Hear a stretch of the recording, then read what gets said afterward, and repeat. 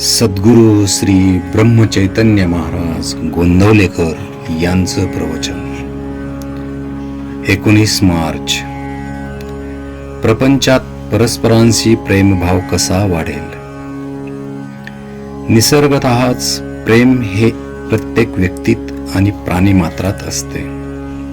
फार काय, प्रेमाशिवाय मनुष्य प्राणी जिवंत राहू शकणार नाही. प्रेमाने सर्व जग वश करून घेता येते. प्रेम ठेवण्यात पैसा खर्च होत नाही, कष्ट नाहीत. परंतु प्रत्येकाचा अनुभव पाहावा तर प्रेम करणे तितकेसे सोपे आहे असे दिसत नाही. याचे कारण प्रत्येक व्यक्तीचा स्वभाव निराळा, आवड निराळी आणि दैवयोगाने आलेले ऋणानुबंध निरनिराळे असतात.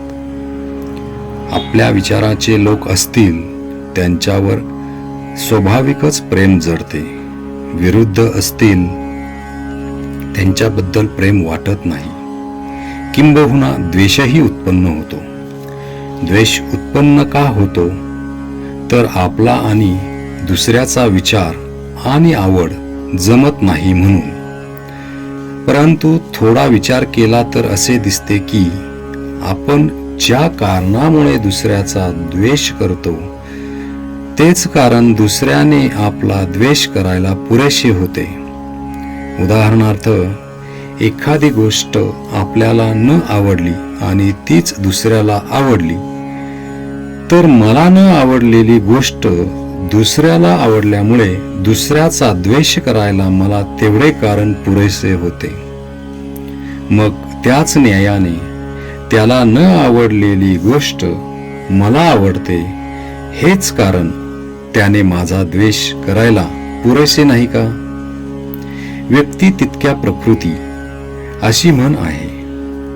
त्याचा अर्थच असा की स्वभावाप्रमाणे प्रत्येकाची आवड ही निराळी असणारच.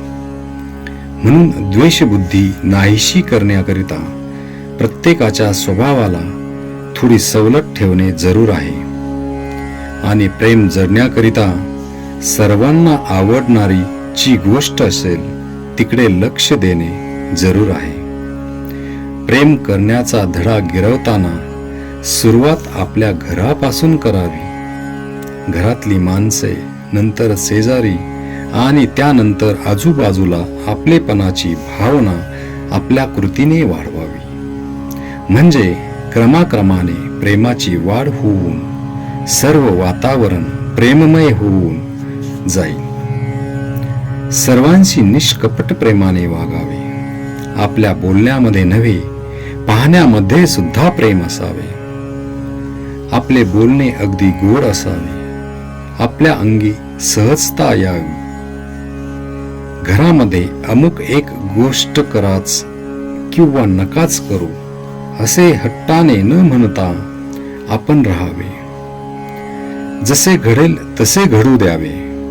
देह असा प्रारब्धावर टाकणे मला फार आवडते. प्रेम करायला गरिबी आड येत नाही किंवा श्रीमंती असेल तर फार द्यावे लागत नाही. जसे आई आणि मुलाचे प्रेम असते तसे भगवंताचे प्रेम लागावे. ज्याला भगवंताचे प्रेम येईल तो सृष्टीकडे कौतुकाने पाहिल. भगवंताचे प्रेम हे कोणत्याही साधनाचा प्राण आहे. ते मागण्यासाठी रोज भगवंताची प्रार्थना करावी आणि त्याच्या अनुसंधानात राहण्याचा प्रयत्न ठेवावा. घरामध्ये काय किंवा बाहेर काय, प्रेमाचा धाक असावा. भीतीचा असू नये. श्रीराम जय राम, जय जय राम.